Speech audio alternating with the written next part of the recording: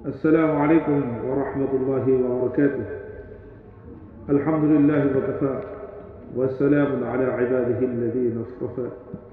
أما بعد، أعوذ بالله من الشيطان الرجيم. بسم الله الرحمن الرحيم. قال الله تبارك وتعالى في كلامه المجيد والفرقان الحميد: يرفع الله الذين آمنوا منكم والذين أوتوا العلم درجات. وقال عليه الصلاة والسلام: طلب العلم فريضة على كل مسلم، أو كما قال عليه الصلاة والسلام। প্রিয় উপস্থিতি, আল্লাহ রাব্বুল আলামিনের দরবারে লাখো কোটি শুকরিয়া যে মহান রব্বুল আলামিন আমাদেরকে মুসলমান হিসাবে দুনিয়াতে সৃষ্টি করেছেন, আর মুসলমান হিসাবে যাতে করে আমরা দুনিয়াতে আমাদের জীবন যাপনকে আমরা কাটাইতে পারি, সেই জন্য আল্লাহ রাব্বুল আলামিন তিনার গুরুত্বপূর্ণ কিছু বিধান আমাদের উপর অর্পণ করেছেন।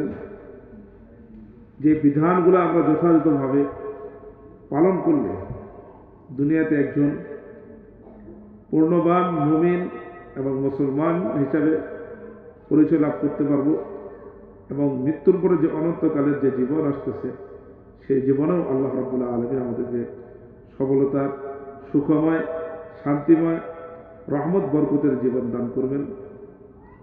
এই জন্য প্রিয় উপস্থিতি, আপনাদের সামনে আমি আমাদের জীবনের একটি গুরুত্বপূর্ণ বিষয় নিয়ে আলোচনা করব। সেটি হলো জানাজা। আজকে আমরা অনেকেই জানাজার নামাজ আদায় করি, জানাজার নামাজ পড়ে থাকি, কিন্তু অনেকে আমরা জানি না যে জানাজার নামাজের ফরজ কয়টি বা কি কি। এটা আমরা শুধু রসুম রেওয়াজ হিসাবে, প্রথা হিসাবে আমরা জানাজার নামাজে অংশগ্রহণ করি, কিন্তু আজকে যদি আমি 2 জন, 5 জন, 10 জনকে জিজ্ঞাসা করি যে ভাই জানাজার নামাজের ফরজ কয়টি, কেউ 2-1 জন ছাড়া কেউ বলতে পারবে না। এই জন্য আল্লাহ রাসূল সাল্লাল্লাহু আলাইহি ওয়াসাল্লাম হাদিসের মধ্যে ইরশাদ করেছেন, প্রত্যেক মুসলমান নর নারীর জন্য দ্বীনে ইলম শিক্ষা করা ফরজ। যতটুকু পরিমাণ তার জীবনে চলতে গেলে লাগবে, ততটুকু পরিমাণ তাকে ইলম অর্জন করতে হবে। এটা আল্লাহ রাব্বুল আলামিন আমাদের জন্য ফরজে আইন, অপরিহার্য ফরজ হিসাবে নির্ধারণ করেছে।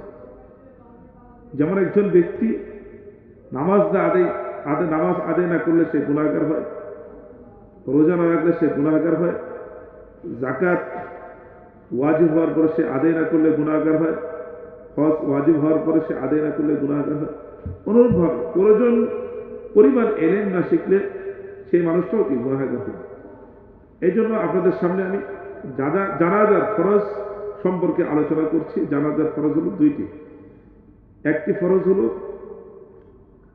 দাঁড়িয়ে জানাজার নামাজ আদায় করতে হবে, এটা একটি ফরজ। আর 2 নম্বর ফরজ হলো 4 তাকবীর বলা জানাজার মধ্যে, এটা হলো 2 নম্বর ফরজ। জানাজার নামাজের মধ্যে এই 2টাই ফরজ। আর জানাজার নামাজের দোয়া আমরা অনেকে জানি, অনেকে জানি না। এই জন্য সাথে সাথে আমাদের জানাজার নামাজের দোয়াটাও কি আমাদের জানতে হবে। যদি কোনো বালেগ পুরুষ এবং বালেগা মহিলা মৃত্যুবরণ করে, তাহলে আমরা এই দোয়াটা পড়ব: আল্লাহুম্মা ইগফির লিহাইয়িনা ওয়া মাইয়িতিনা ওয়া শাহিদিনা ওয়া গায়িবিনা ওয়া সগীরিনা ওয়া কাবীরিনা ওয়া যাকারিনা ওয়া উনসানা। আল্লাহুম্মা মান আহইয়াতাহু মিন্না ফাআহইহি আলাল ইসলাম ওয়া মান তাওয়াফাইতাহু মিন্না ফাতাওয়াফাহু আলাল ঈমান। আল্লাহ রাব্বুল আলামিন আমাদের সকলকে জানাজার ফরজ এমনকি জানাজার দোয়া শিখে সে অনুপাতে আমল করবার তৌফিক দান করুন। আমিন।